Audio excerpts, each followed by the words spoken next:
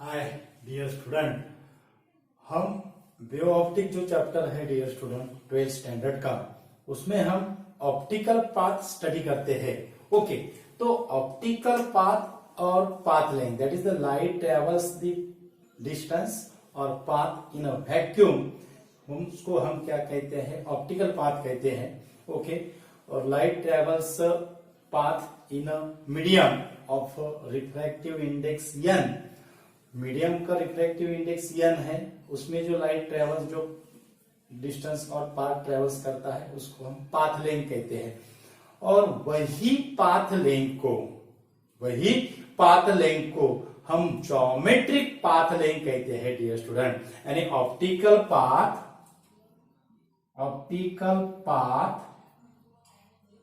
और geometrical path का relation क्या होगा? Optical path that is equal to n times the geometrical path. Optical path that is equal to n times the geometrical path. ये हम ऐसा relation हम पढ़ते हैं। हमको पाथ लेंथ पता है, लेकिन वही पाथ लेंथ को हम ज्योमेट्रिकल पाथ कहते हैं। ओके, ऑप्टिकल पाथ का रिलेशन ज्योमेट्रिकल पाथ के साथ क्या होगा? n into geometrical path, where n is the refractive index of the medium.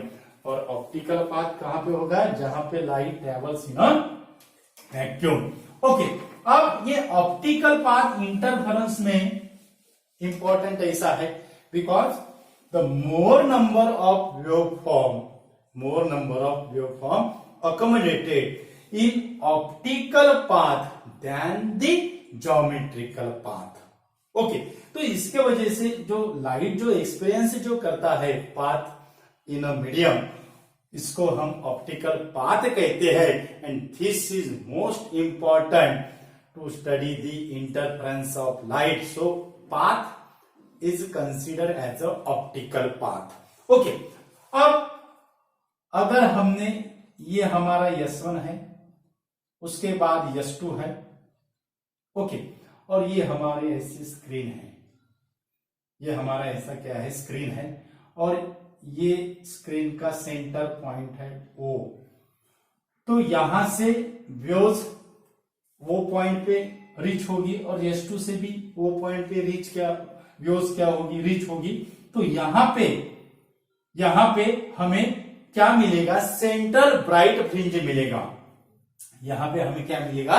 Central bright fringe मिलेगा। ओके, क्योंकि सेंट्रल ब्राइट फ्रिंज क्यों मिल रहा है? क्योंकि यहां पे जो वेव जो रीच होगी वो पॉइंट पे, उसका जो पाथ डिफरेंस रहेगा वो क्या रहेगा? सेम रहेगा, because S1 and S2 lies at equi distance from the centre point O। Okay, यह हमें पता है डियर स्टूडेंट।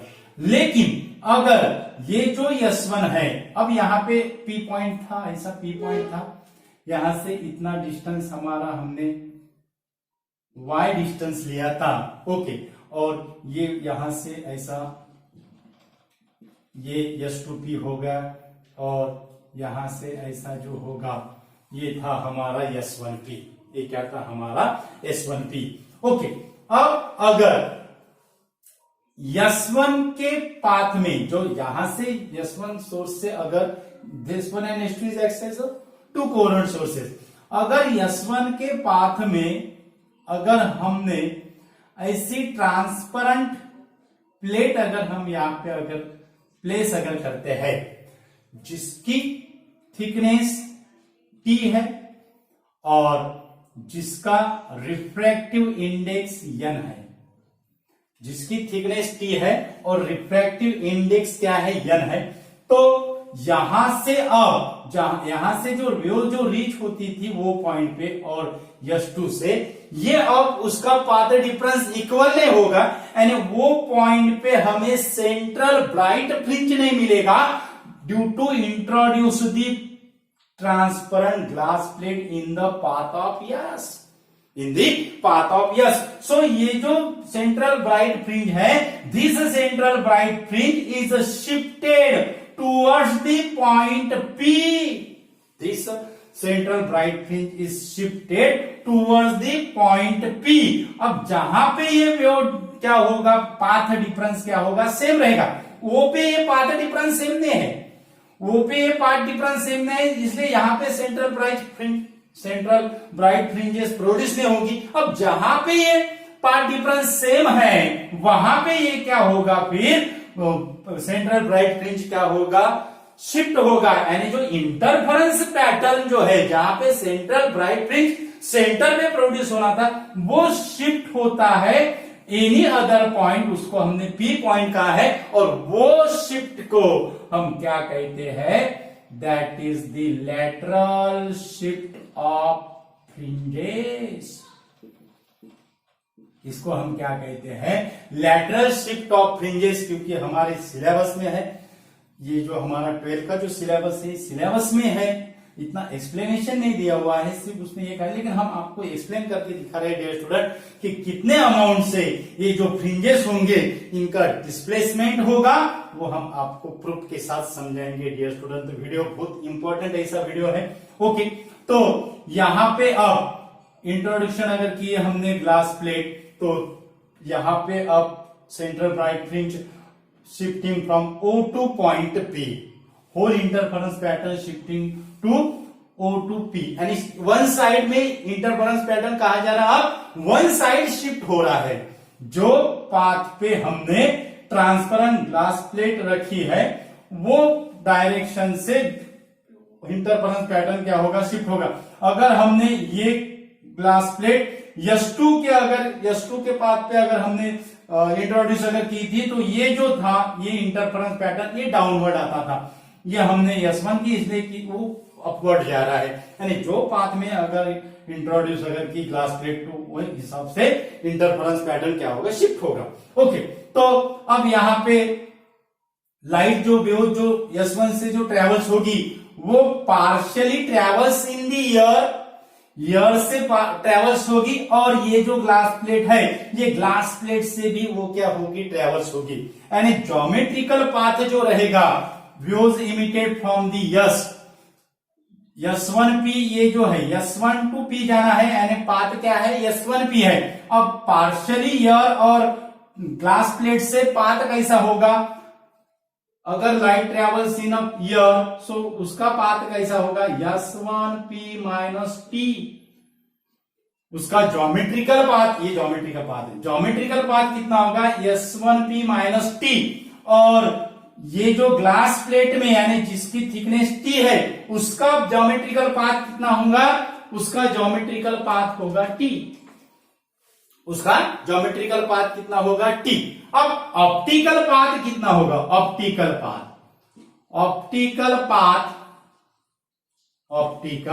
पाथ, अब यहां पे दो ज्योमेट्रिकल पाथ है, S1P माइनस T है, और थिकनेस जो प्लेट की जो थिकनेस है उससे जो लाइट ट्रेवल्स हो रही है, उसका जो पाथ है वो है T है, ज्योमेट्रिकल पाथ। अब टोटल जो पाथ होगा, इसकी एडिशन हमें करना पड़ेगा। ऑप्टिकल पाथ कितना होगा, ऑप्टिकल पाथ डेल्टा S1P। अब ऑप्टिकल पाथ और ज्योमेट्रिकल पाथ का क्या रिलेशन है, S1P माइनस T, इसको हमें रिफ्रैक्टिव इंडेक्स से क्या करना पड़ता है, मल्टीप्लाई करना पड़ता है। यानी ये S1P माइनस T किसका ज्योमेट्रिकल पाथ है, light travels in the year, और ईयर का जो रिफ्रैक्टिव इंडेक्स है वो 1 है, तो इसलिए ईयर से जो लाइट का जो ऑप्टिकल पाथ रहेगा वो कितना होगा, S1P माइनस T होगा, प्लस अब ठीक है, ग्लास प्लेट से कितना जो ऑप्टिकल पाथ होगा, plus n into T, where n is the refractive index of the glass plate, n is the refractive index of the glass plate, और इसका जो S2 का जो ऑप्टिकल पाथ होगा वो वैसा ही रहेगा, delta S2P that is equal to S2P, delta S2P that is equal to S2P। Okay, तो ये जो डेल्टा S1P है और ये डेल्टा S2P है, due to the introduction of the glass plate, these paths are the equal, so path difference between optical path difference between delta S1P और delta S2P that is equal to 0, so we get delta S1 P that is equal to delta S2 P, delta S1 P that is equal to delta S2 P। So अब हमें क्या मिलेगा, ये S1 P की और S2 की value कितना है, हाँ, that is equal to S1 P minus T plus NT। अब इसको हम ऐसे भी लिख सकते हैं, S1 P plus n minus 1 into T लिख सकते हैं, n minus 1 into T, S1 P plus n minus 1 into T that is equal to S2 P, that is equal to S2 P। S1 P plus n minus 1 into T, T यानी क्या है, thickness है, ध्यान में रखना है, that is equal to S2 P। और इससे हमें S2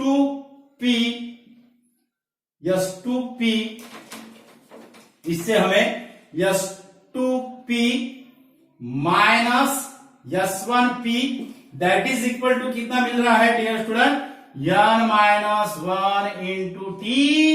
बहुत इंपॉर्टेंट ऐसा रिलेशन है, S2 P minus S1 P that is equal to n minus 1 into T, यानी optical path difference when one of the path the glass plate is introduced into one of the path of the source, then the optical path difference that is equal to n minus 1 into t, that is equal to n minus 1 into t। and in the absence of glass plate the path difference कितना था हमारा, S2 P minus S1 P। in the absence of path difference, in the absence of glass plate, वो path difference कितना था हमारा, that is equal to y small d upon capital D। देखो दो कितना डिफरेंस आ रहा है, ये होगा in the absence of glass plate S2 P minus S1 P that is equal to y small d upon capital D। ये हमने expression लिखा। और उसके बाद अगर ग्लास प्लेट अगर इंट्रोड्यूस अगर करते हैं तो पाथ डिफरेंस कितना होगा, that is S2 P minus S1 P that is equal to n minus 1 into T, that is equal to n minus 1 into T. That means this path difference is higher than the path difference in the absence of the glass plate introduce the path. ये जो path difference है ये क्या रहेगा, higher रहेगा than the path than the glass plate introduced in the absence of the path। okay, जो glass plate है उसके absence से ये जो पाथ डिफरेंस रहेगा वो क्या रहेगा, हायर रहेगा। तो कितना पाथ डिफरेंस आया फिर, दैट इज कितने अमाउंट से हायर हो रहा है, that is the when the glass plate is introduced in the path of the source then the path difference, optical path difference is higher than by the amount of n minus 1 into t which is absence in the transparent glass plate, absence in the transparent glass plate। और उसको हम lateral displacement of central fringes कहते हैं, lateral shift of central fringes, उसको fringes कहा है हमने, lateral shift of central fringes और lateral displacement of central fringes due to the introduction of transparent plate of thickness T and refractive index n। Important ऐसा video है, ज्यादा से ज्यादा स्टूडेंट को शेयर कीजिए। हमारे चैनल पे अगर नए अगर यूजर है तो हमारा चैनल सब्सक्राइब कीजिए। हमारे चैनल का जो नाम है वो है equinox physics. Thank you so much.